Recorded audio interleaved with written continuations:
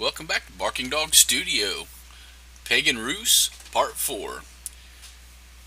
In this video, first up, I'm going to be trying to attempt something I've never done before, and that is paint stubble. Paint stubble on a bald head. You can see there, I'm going to be using some Vallejo Game Wash. It's pale gray.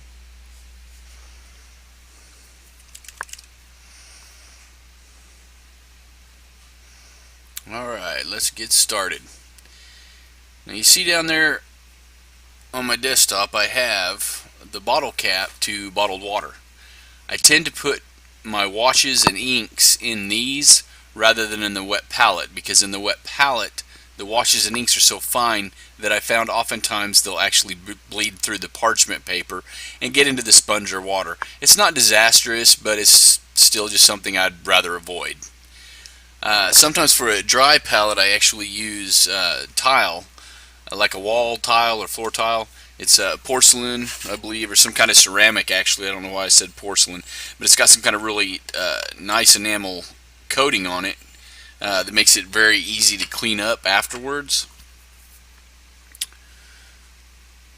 But oftentimes inks or washes tend to run on that a little more before they dry out, or more likely to smudge it or get it smeared into other paint that I don't want it in. So typically, if I'm going to use a dry palette, I still use the bottle caps for inks and washes. And what I'm doing here is I'm applying a very light layer of the gray wash. Just enough to try to stain the scalp on the character so the flesh tone still bleeds through. And I'm very careful to kind of paint a hairline right there.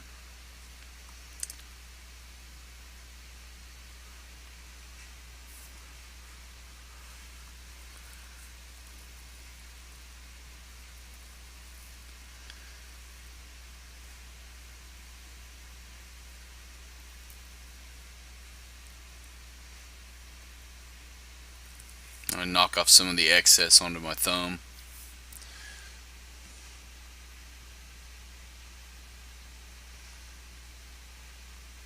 Well, for this particular technique, the top-down view actually doesn't work too bad. In future videos, I'm going to try to find a better angle. Later on, when I'm showing some of the way that I paint and highlight some of the articles of clothing on this same miniature, the top-down view actually doesn't work real well.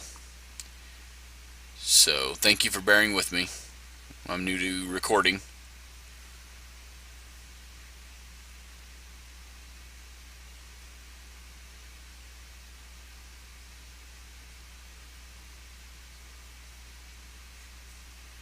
If there's any background noise that the mic's picking up, it's probably the washing machine in another room, or actually the dryer, I think, is what's making noise right now.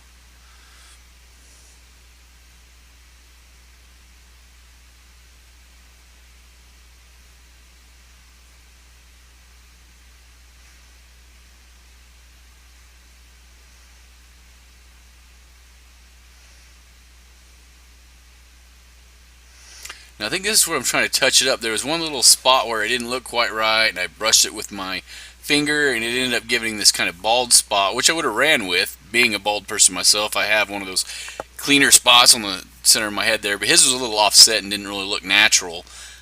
So I tried blending it out, which I was able to do with some success. It doesn't look like the image is picked up real well there, but sorry for going off camera. I had to get a little closer to my face so I could see what was going on a little bit better.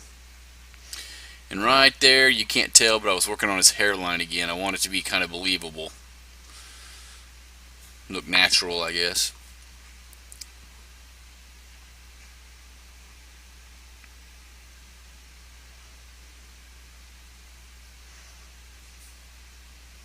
Alright, right there, I'm getting kind of satisfied with it. Here in a little bit, I'll break out with some Reaper paint, some blonde hair. I believe I ought to be showing up the bottle here pretty quick. Oh wait, I still have some touch-ups to do. Again, I just knock off some of the excess onto my thumb. Come in there and get behind his ear, and the base of his skull, nape of the neck. Alright, here we are.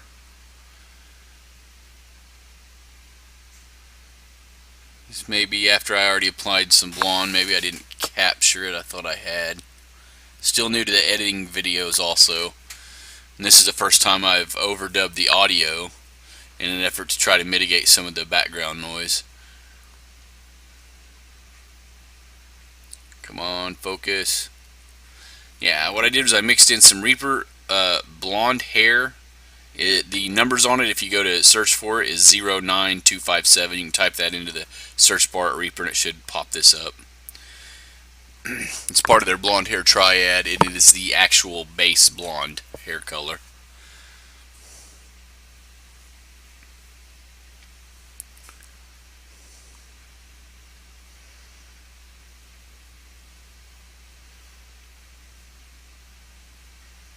And there, I was playing with the focus a little bit.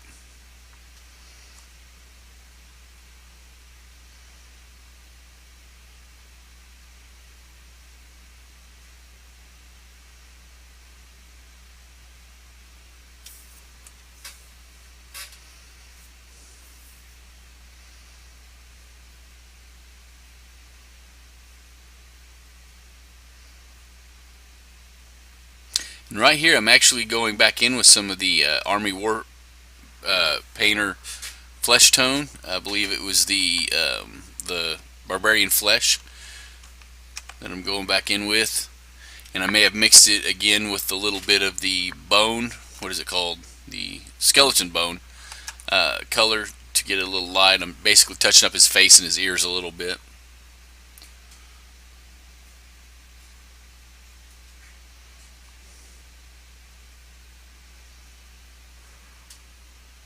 Oh, when I applied that blonde hair paint, or the blonde hair color paint earlier, again, I actually put it on the wet palette, mixed it with just a little bit of clean water, and made it very, very thin so that consistency-wise it was very on par with a wash.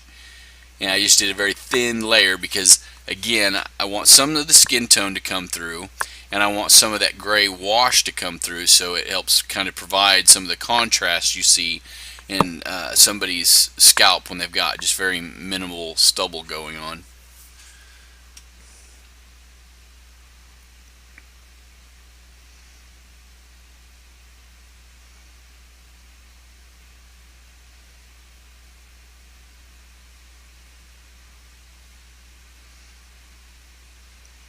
One of the nice things about using a wet palette is I found it oftentimes when I'm using a wet palette, I don't need to add water from an outside source.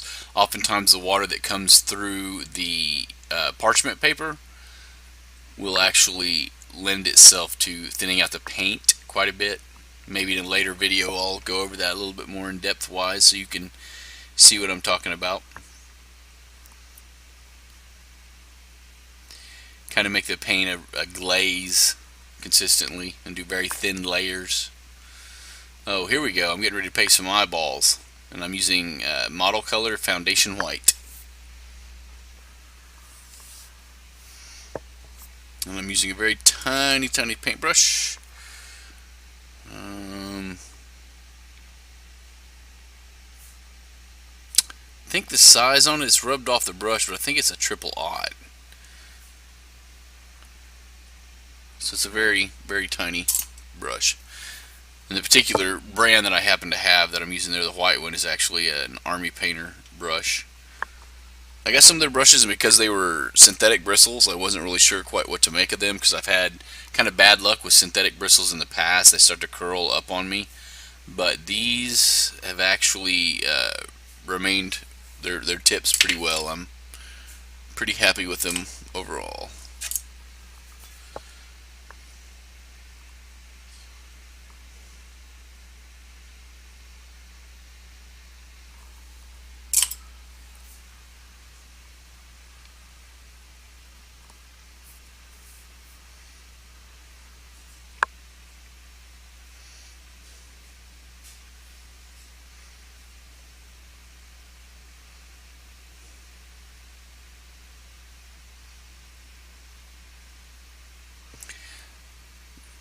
So to keep the video from getting too boring in some of the quieter moments when I'm not talking, when I don't need to be talking, I'm thinking about overdubbing some music. If you guys have any style preferences, let me know. There are tons of uh, Creative Commons licensed music out there. I'm sure I'll be able to get a hold of. I'm already aware of some websites. There's Kevin MacLeod is one that I've often looked at. Even YouTube, I think in one of their the creator side of the YouTube channel, they have a list of music you can incorporate into videos. They're created under the Creative Commons license.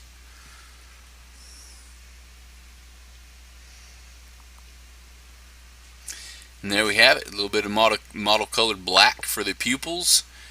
And to give this guy a little bit of character, I painted his eyes as if he's looking off to the side rather than straight forward. Oh, and I'd used some of that blonde Reaper color on his mustache.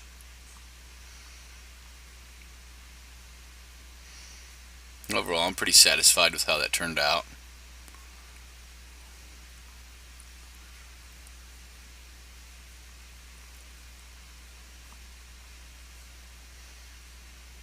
Okay, I didn't get it on camera there, but what I'm using there is model color dark sand, and I'm going to use it as the base coat on the fur on the top of his cloak there. And that'll be the base coat, trying to replicate like a sheepskin, or a wool, I should say.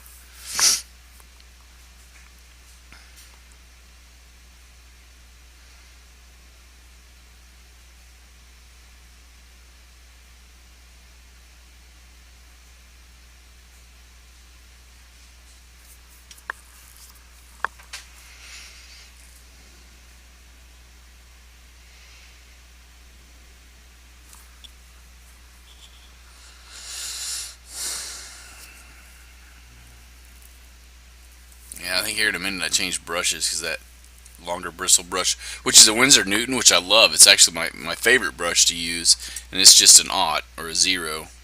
Or no, I take that back. I'm sorry. I stand corrected. It is a number 2. It is a number 2 Winsor Newton sable hair, ordered from England. I believe you can actually get them through Amazon. I think Amazon will have them on sale sometimes between, say, $14 and $20. Most other places I found to order them from outside of Amazon, I think you end up paying about $20 per brush. They are well worth the investment.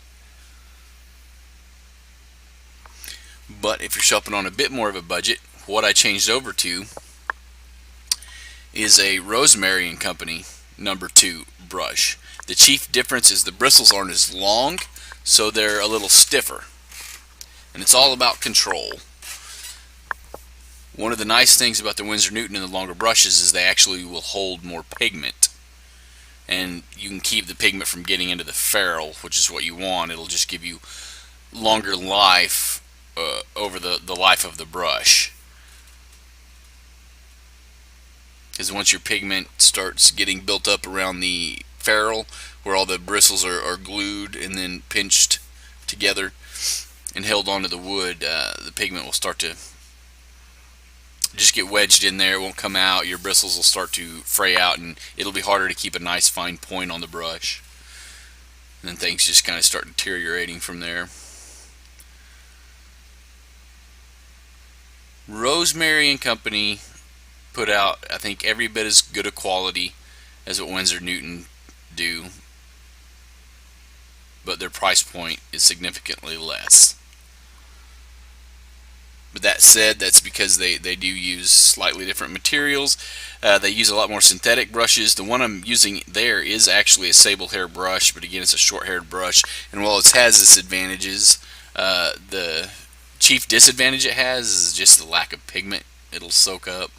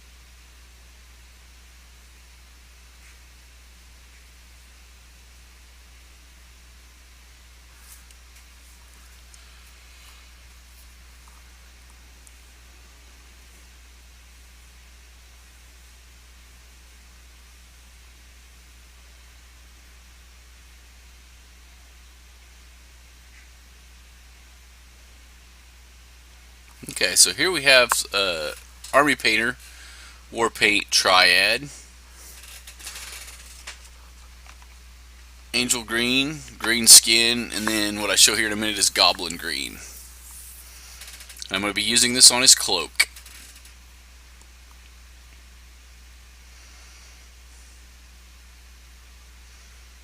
In Pagan Roost Part 5, I'll go over it again, but basically what I do is I kind of establish my palette of colors with this particular miniature, and throughout the rest of the army I try to stick to that palette of colors.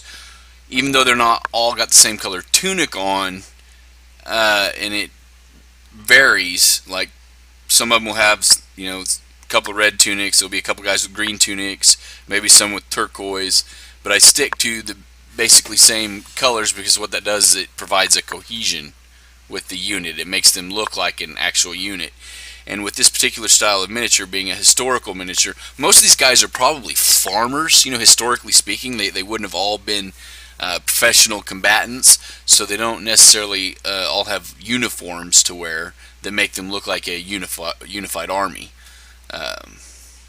Most of them are probably neighbors. There might be some professional soldiers in the mix, but most of them are just everyday folk that, for whatever reason, you know, maybe to protect their territory, protect their resources, had to take up arms.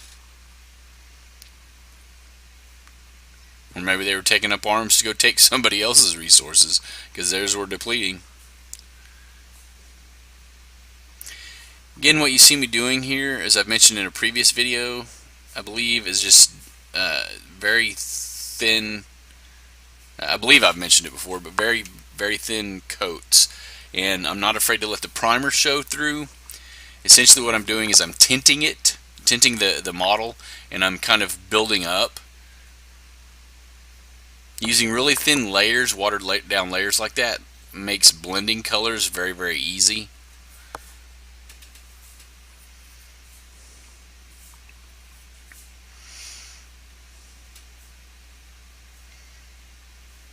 Oh, I think that's where I bent that guy's axe. It's the guy with the pole axe. And it was all nice and straight until just that moment ago when I bent it, and I haven't been able to get it perfectly straight since then.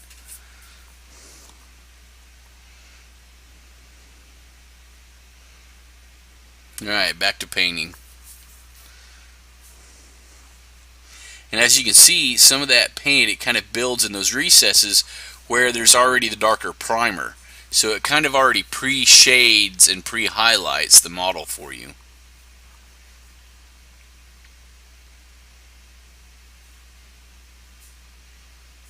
My main reason for taking off the excess there is so that it didn't get globbed up, and I didn't, as I paint real delicately in tight spaces like I am right there on his shoulder, where there's just a very narrow area between two other parts of the model that I don't want green.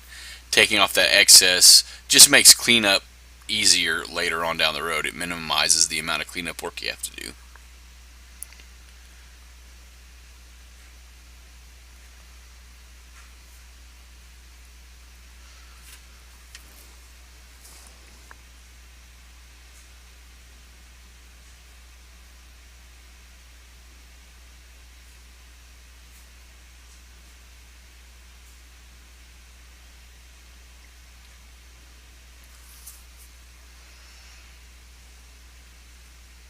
Yeah, again, if you guys want to hear a little bit of music kind of playing in the background underneath the vocal part of the audio, just let me know what you'd like to listen to. Keep in mind, it won't be copyrighted music, like it won't be pop music or you know, something from the Bee Gees or from Iron Maiden. I can't do stuff like that. I'd risk getting my channel taken down. But there are like different styles of music created under the Creative Commons license. I think they have like funk. They have what they call Rock Angry, I think is one of the titles over at YouTube.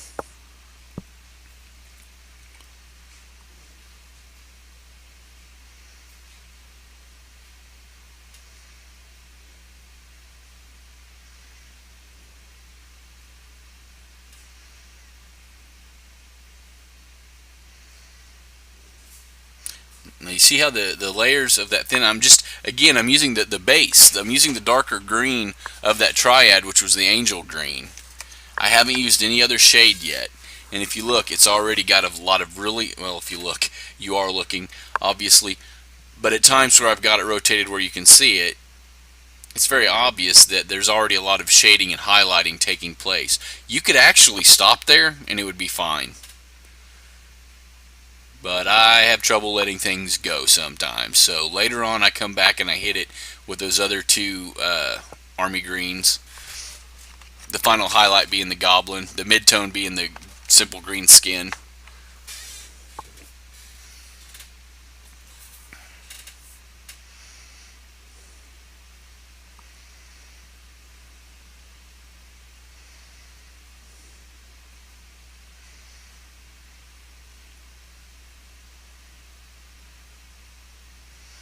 Okay, what I believe I was showing there was the ivory. I don't know if you got a good look at it or not.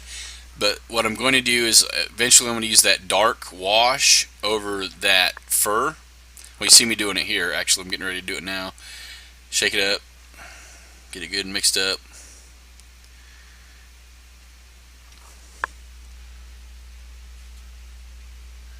Now that is Army Quick Shade Dark Tone. And I'm using it.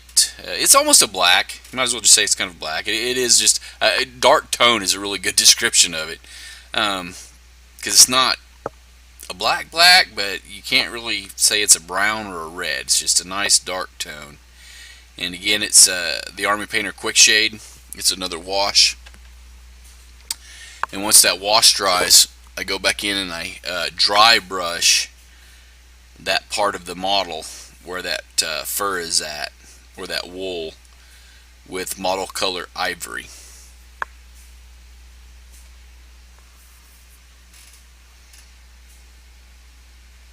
In part 5, you'll get to see me do this again. I'm going to be working on some of the other models where they have fur around their hats and around their tunics or coats. Hopefully I'll be able to provide a better angle so you can get a better look at it.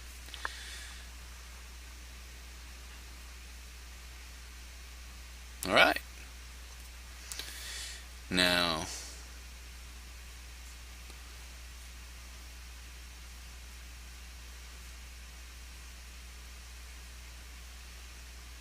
see, look at that cloak. I haven't added any of the mid-tone or the highlight yet.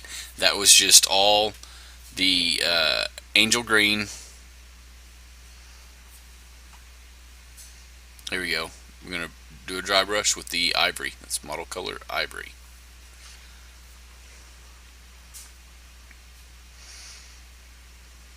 Shake it up good.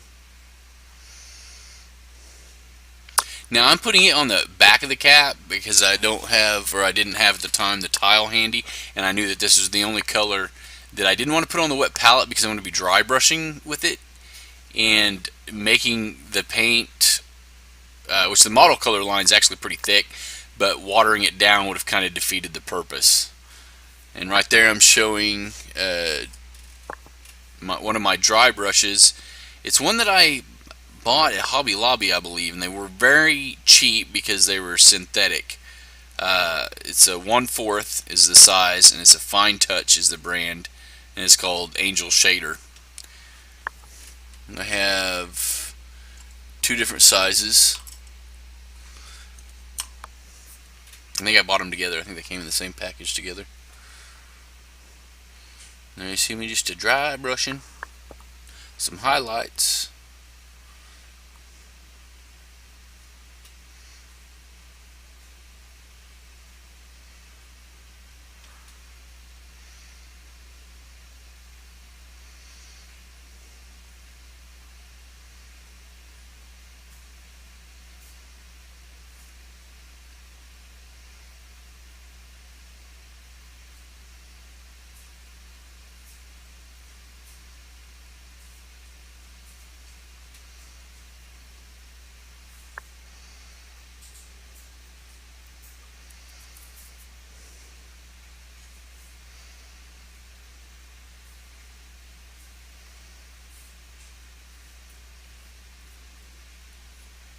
If you're one of my Patreon subscribers and you've got early access to this video, I just want to say thank you for being a patron. And if you're watching it on YouTube, please help me build up a better channel. Help me build up better quality of videos. You can do that by clicking the like button, sharing it, leaving some helpful comments in the comment section. And the greatest help of all is just helping me, get it out there and getting more feedback from people, constructive feedback. And build a better channel. And if you want to be part of the community and get some perks, you can join my Patreon. Be part of the pack. Be part of the Barking Dog community.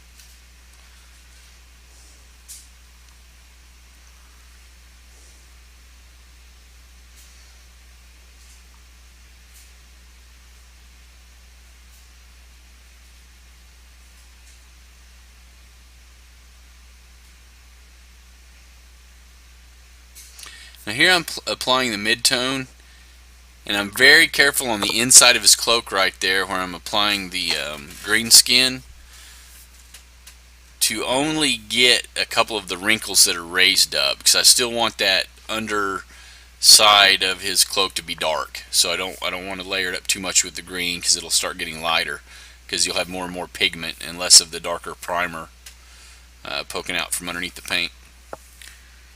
I'm pretty sure here I'm still just applying the, or I should say I am applying the mid-tone. I haven't got the highlight. The highlight doesn't come too much later. Now I'm getting ready to start on the guy's tunic. Going to go with the base of Monster Brown, mid-tone there that I'm showing you. The two different colors is Desert Yellow. It's still along the brown spectrum, and then there we got Skeleton Bone again for the highlight. And see there I have a triad.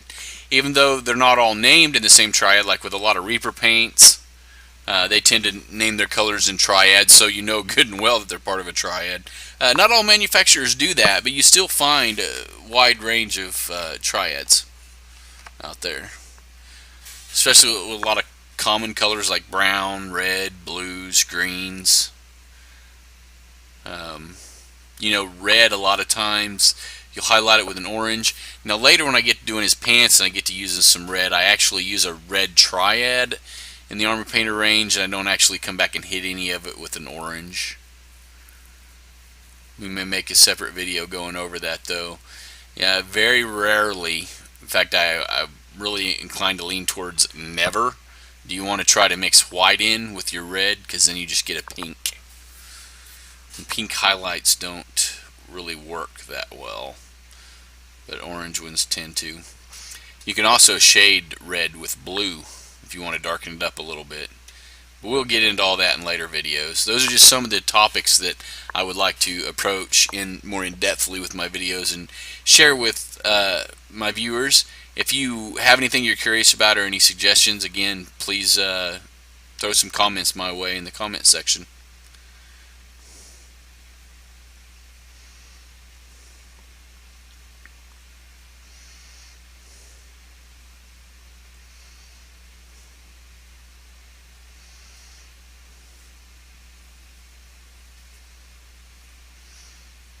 As the model moves around, you get a look at that cloak. You can see now where I still have the contrast between the highlights and the shadows, but it's definitely becoming more of a green, and you're seeing less of the extreme white and gray tones of the primer sticking out.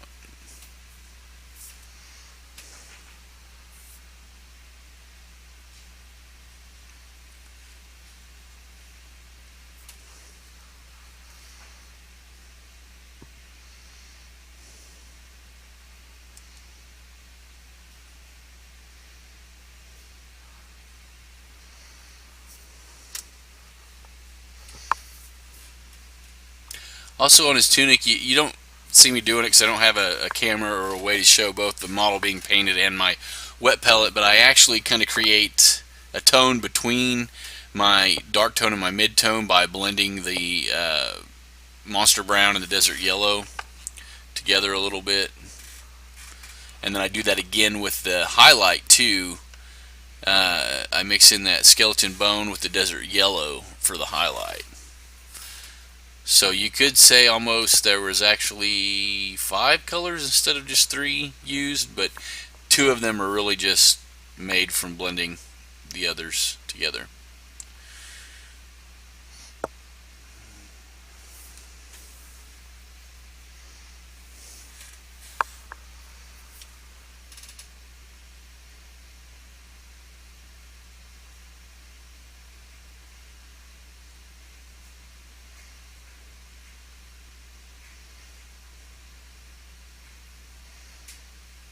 Those are all 3 of the paints there again.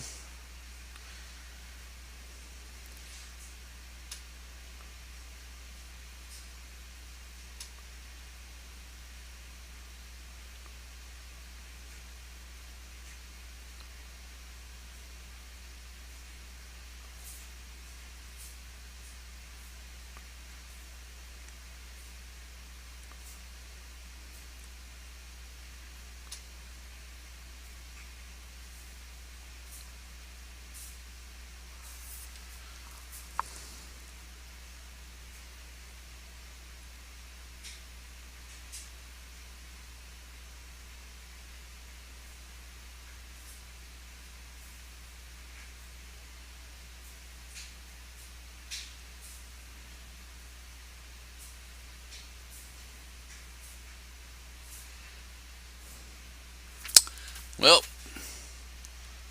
looks like chalk this one up to an editing error.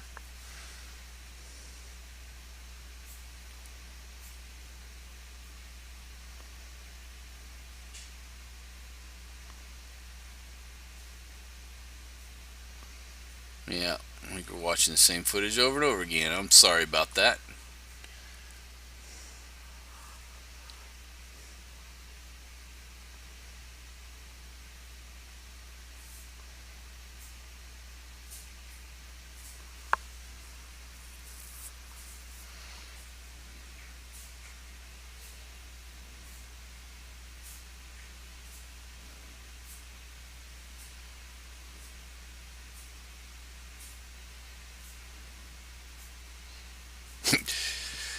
Especially because it's not like you get a good look at what's actually going on there with the paint.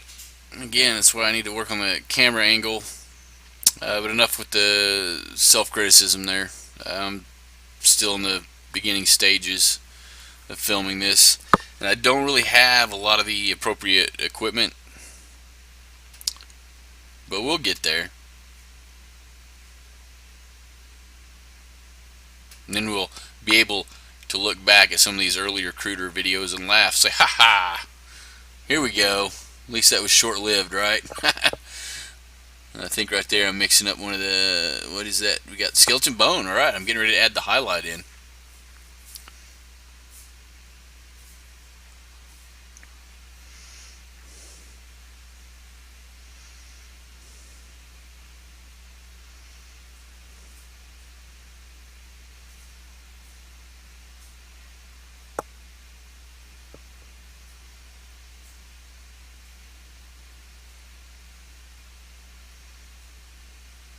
You see a little bit of action taking place there. You can see how the end of his tunic there is starting to brighten up. I'm just trying to capture all the places where the light would be getting to it.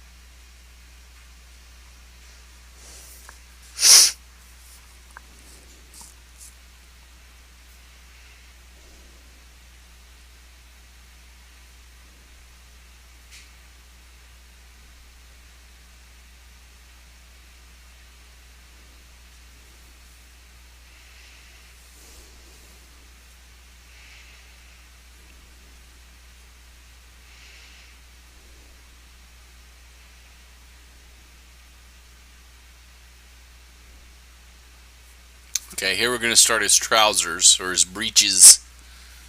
Breeches.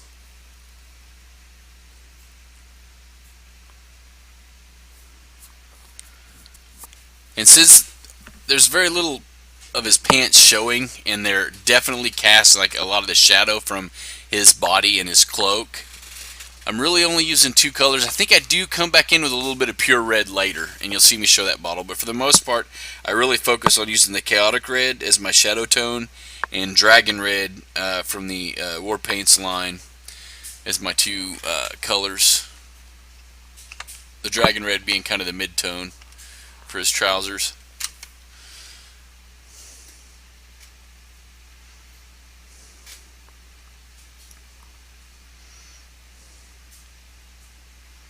There you can get a good look at his tunic that I painted earlier.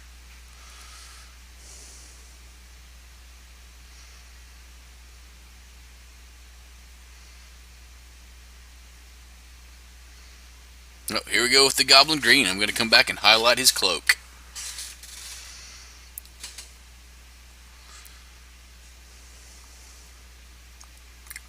I'm doing that while I'm letting the base coat on his trousers dry. And that's something that I'll demonstrate probably a little more thoroughly in a previous video. You only catch a little bit of it here in this one. But sometimes after you put a base coat on, if you're not really wanting to do a whole lot of blending, or it's not really necessary and you don't want to mess up the coat that you already have down, you can, while it dries, just go paint a different part of the model. Use a different color, whatever, paint a different part of the model. Sometimes you want to do that even when you are using the very thin, watered down, like glaze-like consistency of paints, because when you go to apply a second glaze over the first one, if the first one isn't completely dry, all you end up doing is just pushing the pigment around and creating kind of a mess. It's actually, I think, part of what went wrong when I was initially doing the stubble, and I told you about that one little buff spot I had on the side of his head where it kind of took off the wash and you could just see his scalp through it, and it wasn't centered on his head, so it didn't look real natural, and I had to kind of blend it in.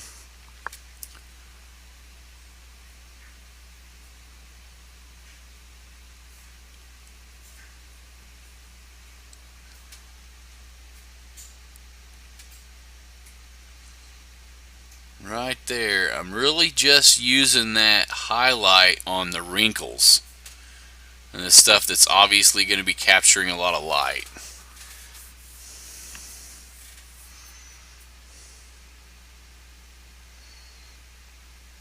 And even then, on some of the wrinkles, I don't even apply the highlight on the whole wrinkle, just the very tip of it or very edge of it. That way the mid-tone kind of highlights the rest of it, and then the darker tone, of course, will provide the shadow and contrast.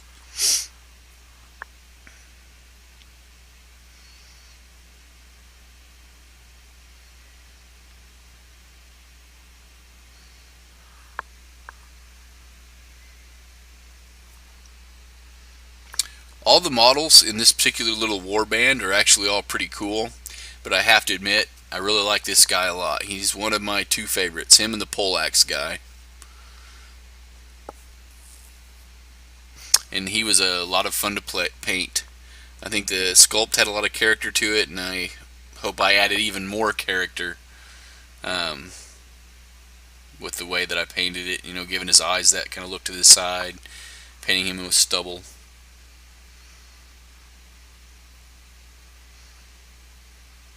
I'm very excited to try that again on a future model at some point. And I'll probably film that and go over that as well too. Trying to paint stubble on a bald head. Real trick will be trying to do stubble on a face. On a chin for a beard. I don't think I'm quite there yet. I want to do it on a couple more bald heads before I try doing it in such a small place as a head or a chin on a 28mm figure.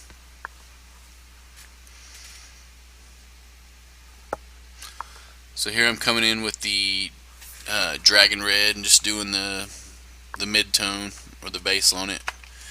And like I said, I think later on you'll see I do break down and use the highlight for that, or the lighter of the three, and what you would call that triad is actually just called pure red.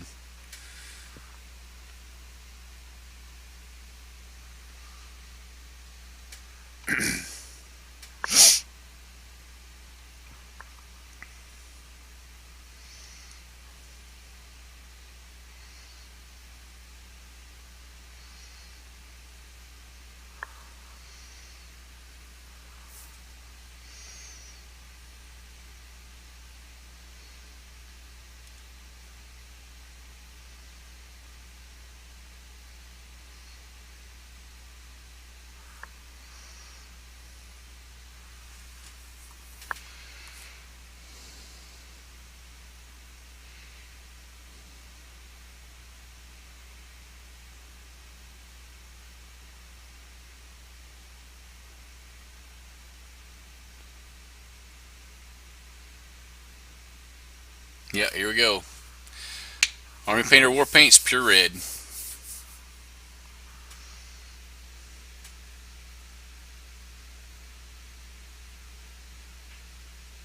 You don't see me do it with this video, but I'll demonstrate it in another video. A lot of times when you do the three different layers like that, where you have the darker paint, the mid-tone, and then the highlight, if you get what you feel is too much contrast, or if it doesn't look quite natural, one of the things that really help is going back over it with a wash that is that tone, like in his trousers case, hitting it with a red wash.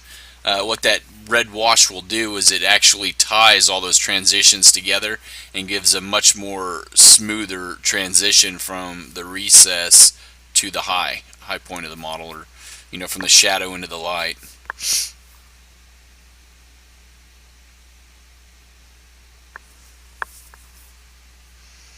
And I actually do that with this model and some of the other models, but I'm saving that for part 5 video.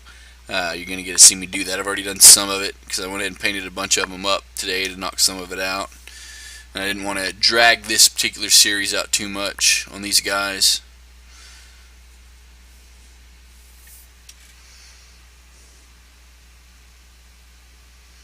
And there are various techniques. There's another way you can do it too, where you do 1 or 2 layers and then you hit it with a wash and then you come back in with a highlight. In that case, you generally don't use 3 different colors or 3 different tones of the same color.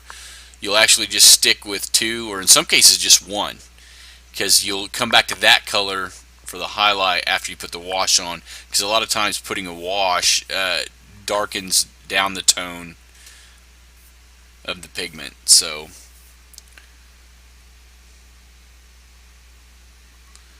you just use like a mid-tone to bring up the highlights again. And there we go. See, for me, that adding that pure red in a couple spots, it just doesn't, looks almost a little too bright. But I tame it down later with a red wash. The highlights still poke out a little bit on it, but not quite as bad.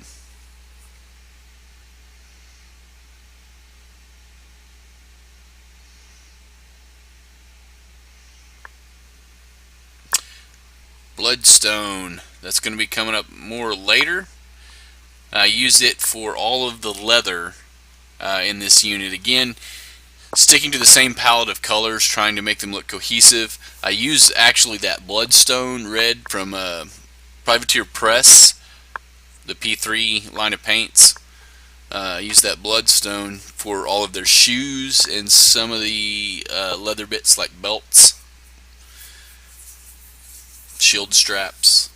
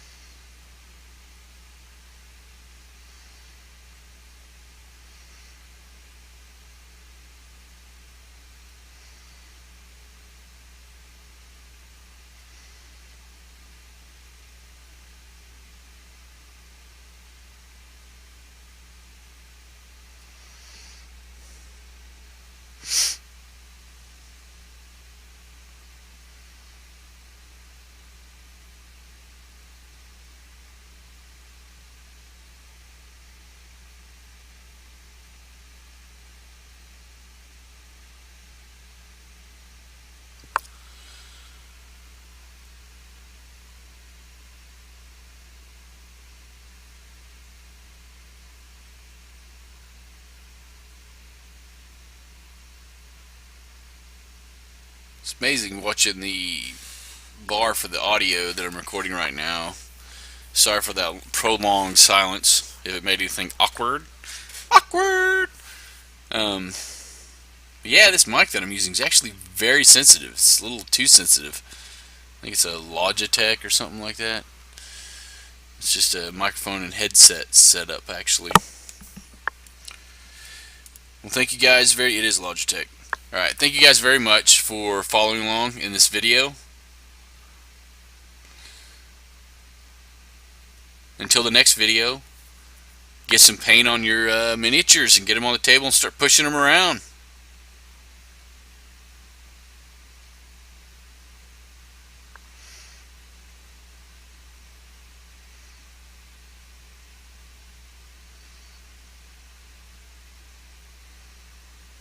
Like, share, and subscribe. Bark on, puppies.